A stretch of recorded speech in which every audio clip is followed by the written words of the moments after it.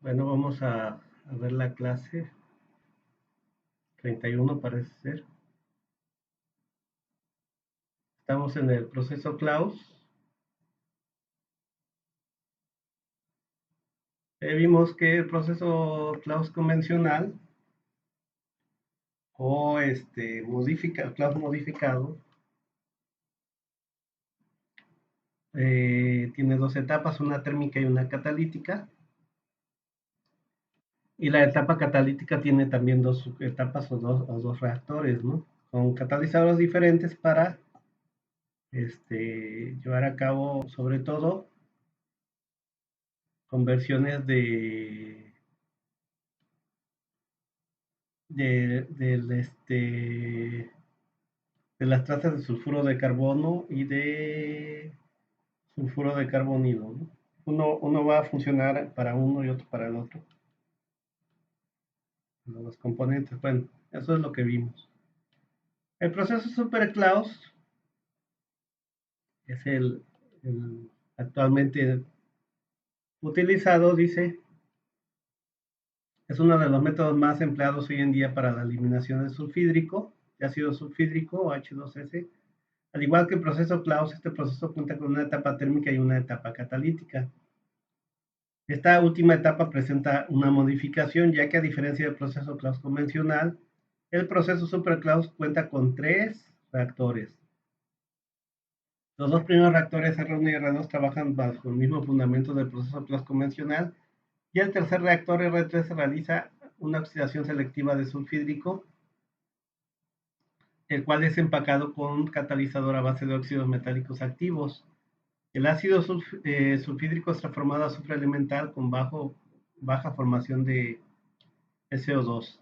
La eficiencia de la oxidación selectiva es superior al 85% en ese reactor nada más. Así, en global, se puede obtener un 99% de recuperación de azufre sin hidrogenación y 99.4% con hidrogenación. ¿Ok? O sea, con presencia o no de adicional de hidrógeno. La calidad del azufre recuperado es tal que utiliza como materia prima, que se utiliza como materia prima para otros procesos, ya que la pureza del azufre recuperado es 99.9%, o sea, obtenemos un muy buen azufre, casi puro azufre, ¿no? Y el diagrama del proceso superclass, como dice ahí, es muy parecido, básicamente es igual que el proceso Claus convencional o modificado, pero le adicionamos este tercer reactor, ¿no? Entonces vamos a tener lo mismo, el gas ácido, el aire, para en un inicio quemar solamente un tercio para producir SO2 y luego ese SO2 con el ácido sulfídrico en los reactores vaya reaccionando y se vaya produciendo azufre, ¿no? Desde aquí ya se puede producir azufre también, que se va condensando acá. Aquí ya van reaccionando el CO2 con el ácido sulfídrico, se va produciendo azufre aquí también. Y también ya vimos que aquí los catalizadores, lo que comentábamos, también para esos productos, eh, convertirlos a básicamente azufre. Y este tercer reactor más bien es para aumentar la conversión, ¿no? De sulfídrico. Lo que no se haya reaccionado en los otros dos, simplemente en este es aumentar la conversión global, ¿no? Y otra vez vamos a tener azufre y tenemos aquí una cantidad un azufre muy buen, eh, de muy alta pureza, ¿no? Entonces, esos condensadores, pues, como se genera calor, vamos a producir vapor, ¿no? Vapor que se utiliza en otros procesos. Y luego, poco, aquí ya va a ser muy poco lo que no se convierta. Eso se manda al gas dice gas de quemado, o sea, básicamente al quemador elevado. Dice. La configuración de la alimentación en la etapa térmica horno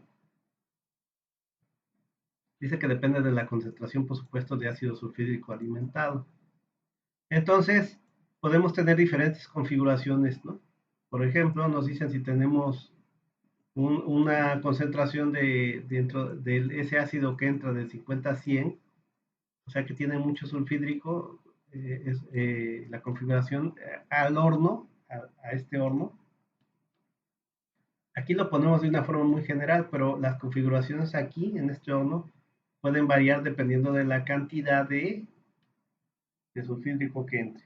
Por ejemplo, si es muy rica, de 50 a 100%, hay un flujo directo. Si es de 20 a 50 es una concentración pobre.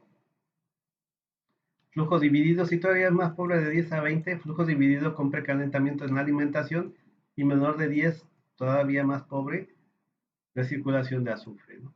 Entonces, el flujo directo simplemente es como lo dice, ¿no? Metemos directamente al horno el gas y el aire. Y bueno, ya vimos que por las altas temperaturas que genera agua, perdón, se genera vapor. Aquí le pusimos agua porque además esta agua no nada más se mete para generar vapor, ¿no? Sino también para que no se me dispare la temperatura aquí, para mantener una temperatura aquí de combustión.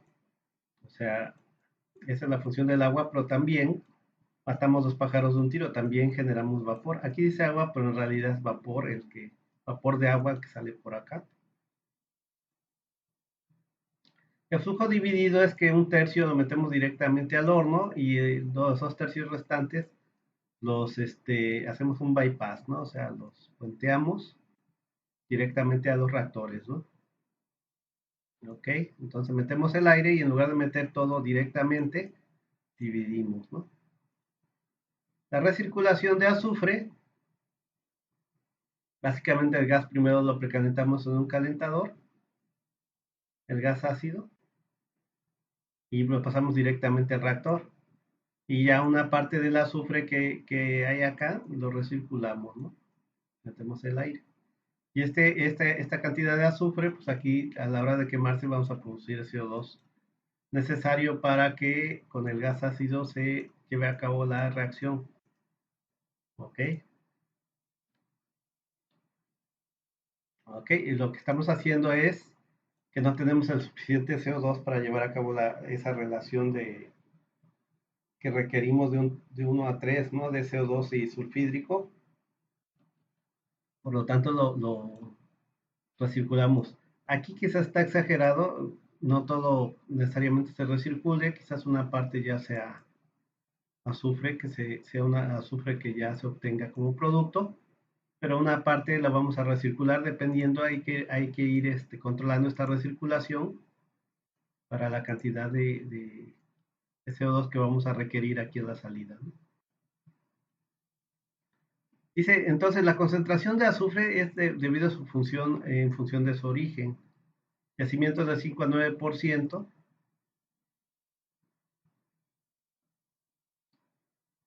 Este, Ojo que aquí, antes de continuar, aquí marca dos, ¿no? Flujo dividido y flujo dividido, o sea, son cuatro, y ahí parece que nada más vimos tres, ¿no? El flujo directo que está acá, flujo dividido y flujo dividido con precalentamiento en la alimentación, ¿no? Entonces, pues, se puede decir que es este flujo dividido o flujo dividido que metemos un calentador como acá, ¿no? En la alimentación. Por eso ya no lo pusimos, porque simplemente o lo calentamos o no lo calentamos, son las dos opciones ahí. Luego ya viene que es la recirculación de azufre. Bueno, ahora sí. Dice, en función de su origen, la concentración de azufre son de los yacimientos, de 5 a 9% mol de azufre de gas ácido, yacimiento, por supuesto, de gas. Y en la refinación ahí se obtienen cantidades mayores. Ojo, aquí los yacimientos ya sea de petróleo o de gas, de petróleo que va el gas que va asociado al petróleo que se separa, pues tiene cantidades no tan grandes de sulfídrico, o el gas que se obtiene directamente de los yacimientos, también tendrá ciertas concentraciones, pero en refinación, como estamos obteniendo pues prácticamente sulfídrico de las HDS, podemos meter hasta casi puro sulfídrico, a cantidades cercanas al 100, 90% que entre de puro sulfídrico, ¿no? ¿Por qué? Porque básicamente lo estamos separando eh, de las HDS, el sulfídrico se va con algunos otros compuestos, pero en buena parte es más sulfídrico que nada, ¿no? Como dice aquí, el porcentaje restante está integrado por impurezas, CO2, hidrocarburos, vapor de agua, amoníaco, etc. Entonces el amoníaco también es un compuesto que anda por ahí y que también nos da problemas. Dice, el amoníaco incrementa la dimensión de la planta, forma sales de amonio, que ya vimos que está tan lata, ¿no? Desactivación catalítica por obstrucción de poros. ¿Por qué forma estas sales, ¿no? Construyen los poros y también hacen que se incremente la caída de presión.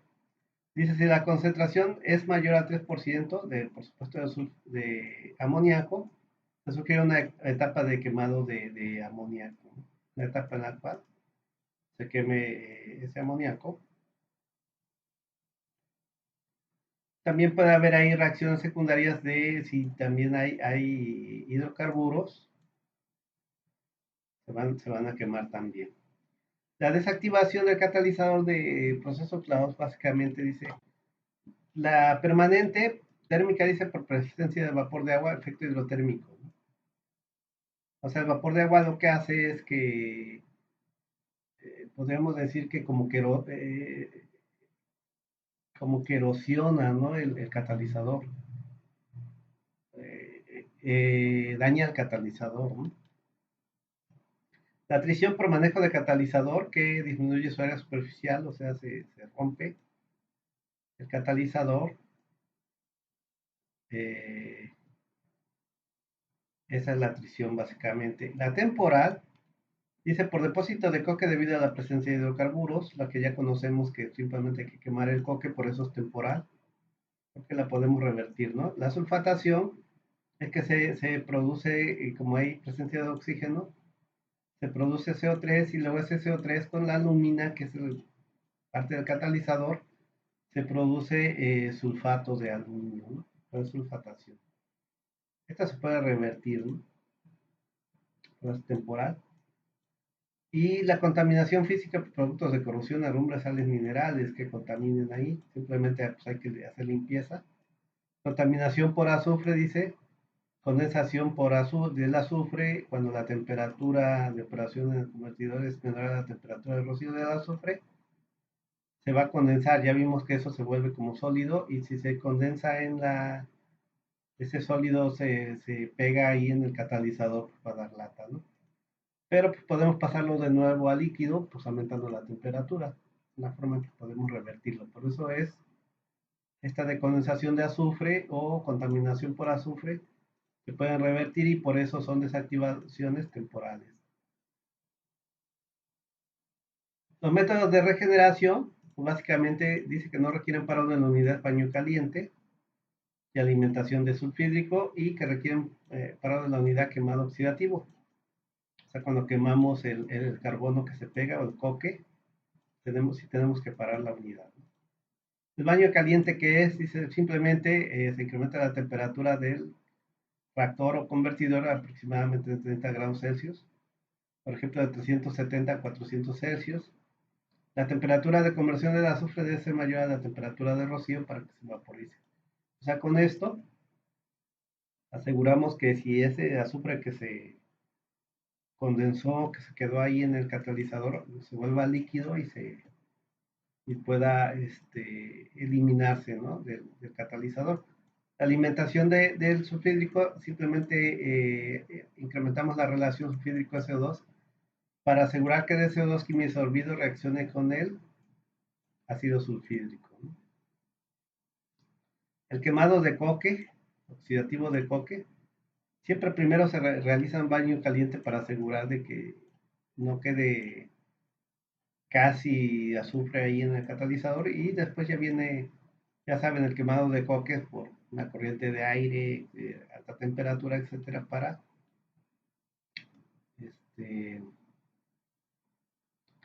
para quemar ese coque, ¿no?